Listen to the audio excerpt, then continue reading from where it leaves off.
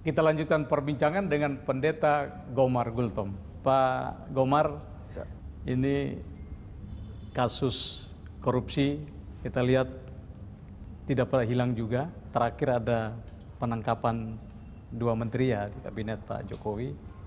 Nah, kalau kita lihat relevansi dengan penjelasan Pak Pendeta tadi, ya ada orang beribadah, tetapi kontekstualisasinya dengan pekerjaan itu tidak nyambung. Ya. Nah, ini bagaimana bisa Pak Pendeta menjelaskan? Ya, kita sangat prihatin dengan apa yang terjadi seperti Pak Claudius katakan ya, 2 menteri, setingkat menteri loh, 2 menteri terciduk karena korupsi. Saya yakin masyarakat kita ini kan masyarakat beragama, orang beriman juga gitu, dan saya yakin kedua menteri itu juga beragama. Tapi kenapa ini masih terjadi gitu? Nah, inilah persoalan terbesar kita sebagai bangsa Indonesia, di mana gurita korupsi itu sudah begitu mencengkeram dari seluruh lapisan masyarakat sampai ke para pejabat negara tertinggi sekalipun. Nah, kami dari gereja-gereja memandang korupsi ini bukan hanya soal penyalahgunaan kekuasaan, bukan hanya soal memperkaya diri, tetapi ini juga wujud dari ketidakmampuan dari setiap orang untuk mewujudkan dirinya sebagai gambar Allah. Alkitab mengajarkan kepada kita bahwa manusia ini diciptakan sebagai gambar Allah dan harus memperlakukan manusia lain juga sebagai gambar Allah. Sebagai gambar Allah berarti di dalamnya ada dignity, ada martabat, ada integrity, ada integritas di dalamnya. Nah, kalau itu tidak mampu diwujudkan, nah inilah yang terjadi dengan korupsi ini. Harus kita akui memang dewasa ini masyarakat kita sedang dicekoki oleh yang namanya kerakusan. Roh kerakusan ini sudah begitu menggejala. Sebetulnya bukan hanya sekarang ya, sejak zaman Alkitab pun sebetulnya sudah diingatkan. Hati-hati dengan uang, hati-hati dengan kerakusan. Bahkan kitab Amsal pasal 30 ayat 15 katakan itu. Teguran yang sangat keras tentang kerakusan ini. Nah, rupa-rupanya dalam perjalanan bangsa kita sekarang ini, kerakusan ini juga menggerogoti individu, kelompok, bahkan partai.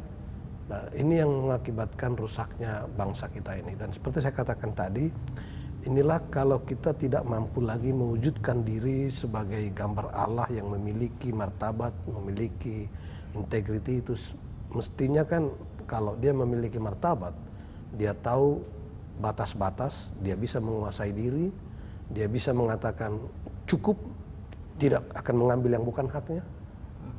Kita ini kan punya banyak institusi ya, institusi untuk mencegah adanya praktek politik uang dan lain-lain termasuk KPK. Mungkin PGI pernah berkomunikasi dengan KPK untuk sama-sama bekerja untuk memberantas korupsi. Kami ada beberapa kali, bukan hanya sekali 2 kali, sering mengadakan percakapan dengan pimpinan KPK. Kami di PGI juga punya program bersama dengan KPK. Kami di bawah nama Gereja Melawan Korupsi. Jadi ada program Gereja Melawan Korupsi yang dalam penyusunan programnya kita kerjasama dengan KPK dalam penyusunan kurikulum, dalam penyusunan aksi-aksi, dalam prakteknya juga kita tangani bersama dengan KPK. Dan kita sudah juga menyampaikan kepada KPK beberapa pokok-pokok pikiran bagaimana menghadapi korupsi ini. Tetapi seperti saya katakan tadi ya, gurita itu tadi memang sudah begitu mencengkeram kita gitu. Nah, salah satu dari gerakan Gereja Melawan Korupsi ini bagi kami adalah mengkampanyenya, salah satu ini ya, mengkampanyekan apa yang kami sebut sebagai spiritualitas keugaharian.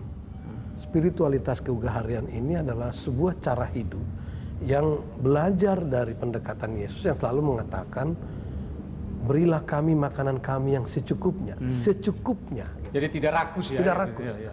Jadi secukupnya, dan itu yang kita kembangkan dengan spiritualitas keugaharian itu. Hidup secukupnya. Artinya di dalamnya ada penguasaan diri. Sebagai makhluk Tuhan yang bermartabat, sebetulnya setiap orang, setiap kita ini dikaruniai Tuhan kemampuan untuk mengendalikan diri. Mengenali diri dan juga untuk mampu mengatakan cukup, yang ini bukan hak saya, ini adalah hak rakyat, ini bukan hak saya, cukup. Jadi di mana batas-batas itu kita punya kemampuan itu sesungguhnya.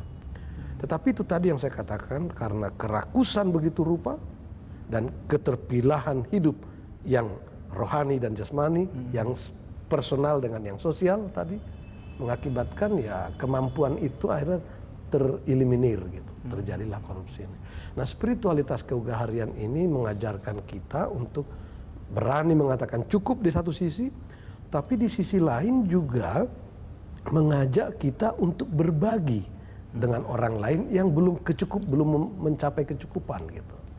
Itu kita kampanyekan sejak 2012. PGI sudah 2014 PGI sudah mencanangkan spiritualitas kegaharian. Walaupun sesungguhnya sejak sidang BPL PGI tahun 64 itu PGI sudah mengingatkan bahaya korupsi dan menghimbau warga gereja untuk hidup dengan pola hidup sederhana. Tahun 64 sudah kita ingatkan itu. Jadi ini sudah cukup lama ya. Cukup lama. Nah, sekarang tantangan terbesar itu ke masing-masing kita individu ya. Bagaimana kita mengontrol diri supaya hidup secukupnya tanpa merampas Betul. hak orang lain. Tetapi juga memang ada dialektika ya, antara di satu sisi kita spiritualitas kegaharian itu mengatakan cukup, tapi di sisi lain juga harus ada sistem. Tadi Bung Cleardius katakan ada KPK dan sebagainya. Harus ada sistem yang memang membuat ini terencana, transparan, akuntabel, dan adanya efek jera juga diperlukan. Penghukuman itu kan sebetulnya bukan soal balas dendam, ini juga soal supaya jera gitu. Sekarang ini kan penghukuman terhadap koruptor kita juga terlalu ringan. Sebetulnya negara perlu memikirkan yang lebih serius tentang. Pak, kita lanjut di segmen berikut. Baik. Pemirsa, tetaplah di special interview. Di level elit, di level organisasi elit, keagamaan dengan di level praksisnya itu yang terjadi. Itu yang nggak nyambung gitu. Jadi saya sih selalu katakan dialog kita belum substansial, masih di kulitnya saja.